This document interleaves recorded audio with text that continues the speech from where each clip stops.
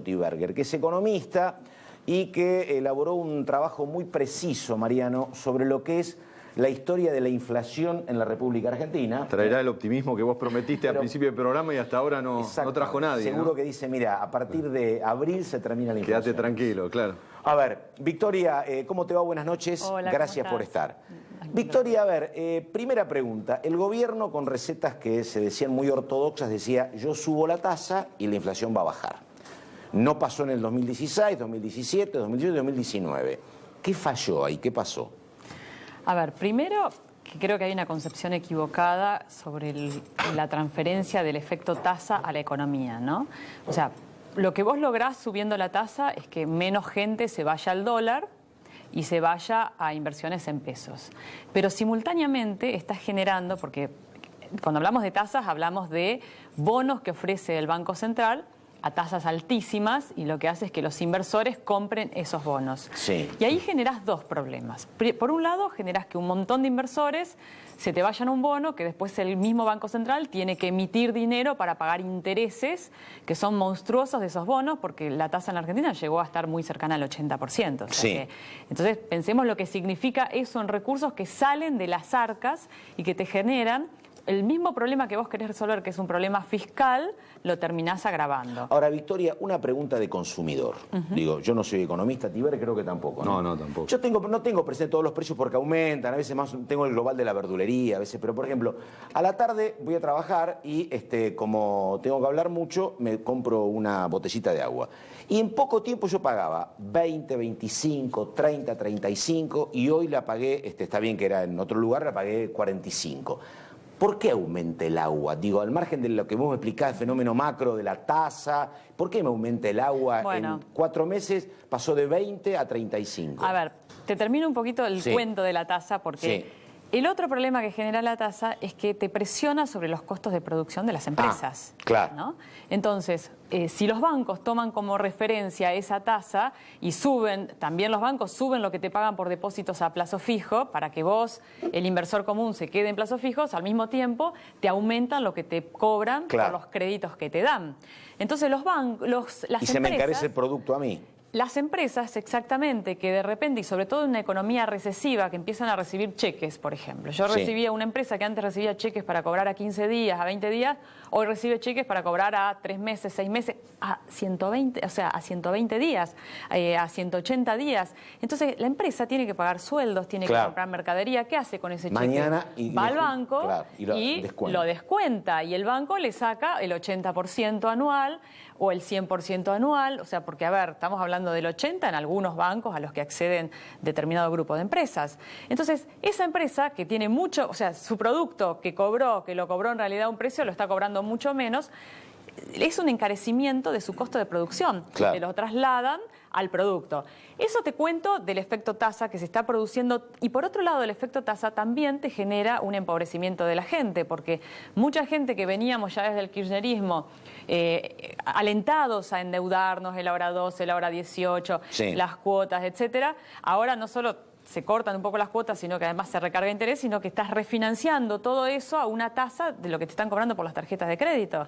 O sea, dinero que transferís de la familia al banco. Sí, ahora, el agua que el Pato Méndez pagó 40 pesos hoy, ¿cuánto va a estar en agosto en las primarias? ¿Cuánto va a estar en octubre en la primera vuelta electoral? ¿Y cuánto va a estar en el balotaje? ¿Se puede estimar eso? Porque así como al Pato Méndez le afecta el aumento del agua, digo, trasladado a los productos, todos los meses.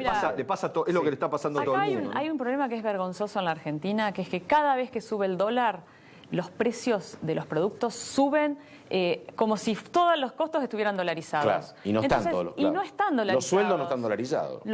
Y hablemos de las empresas productoras de insumos básicos, por ejemplo, acero, energía, o sea, todo eso que vos lo usás para producir, poner en funcionamiento máquinas, el acero lo usás para producir desde el trípode con el que apoyás tu cámara hasta el cochecito del bebé.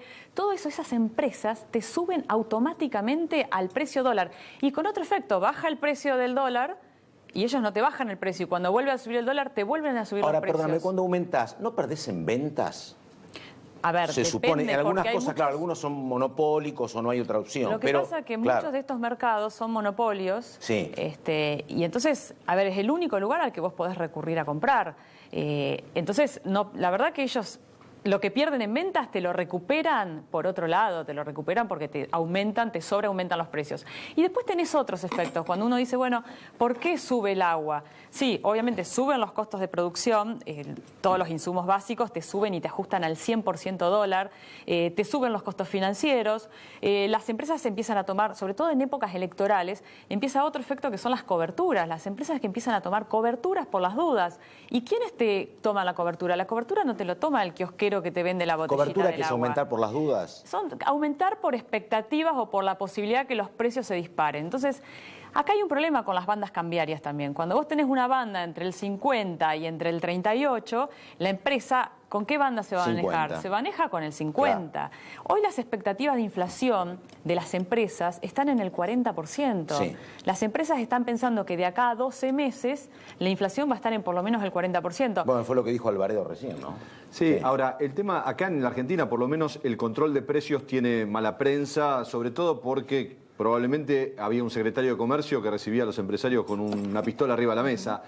¿Se puede hacer un control de precios de otra manera? ¿Se puede hacer una regulación desde el Estado para que el precio del agua no se dispare, por ejemplo? Mira, algún sector del radicalismo pidió eso la semana pasada. A ver, yo creo que una cosa es el control de precios y otra cosa es ciertas regulaciones sobre los precios. Porque cuando uno habla de control de precios, no estamos hablando de que de repente el gobierno diga no se pueden aumentar más los precios, vamos a controlar los precios de estos productos.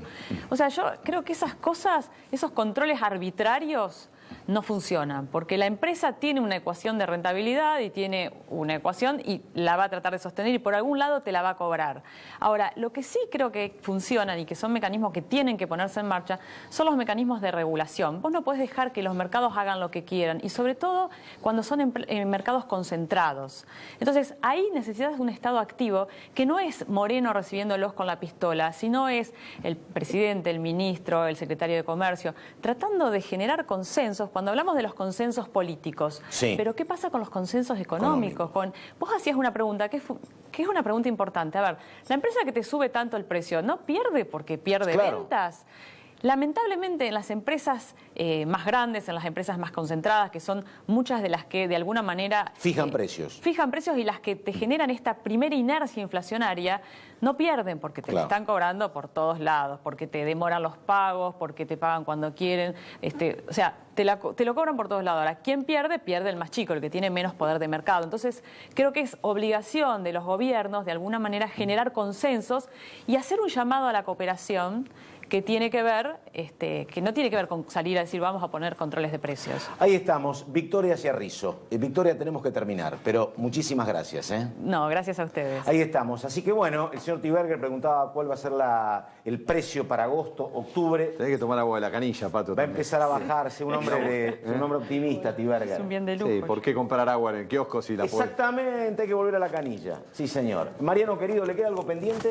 El miércoles va el jefe de gabinete, Marcos Peña, al Senado de la Nación a hacer su informe anual. La expectativa siempre es si se va a cruzar o no con Cristina. Cristina no suele estar en este tipo de eventos, pero quizá en el año electoral hay alguna participación de la expresidenta. Hay más de 800 preguntas que esperan en el Senado a Marcos Peña el día miércoles y un contexto obviamente sumamente adverso. Y habrá un intento también del oficialismo de avanzar con algo que no pudo esta semana, que fue algún proyecto para que se blanquee y canalice el apoyo y el aporte para las campañas. El financiamiento de las campañas políticas. Sí, fracasó la semana pasada y va a haber un nuevo intento esta semana. Ahí estamos, señor Tiberger, muchísimas gracias.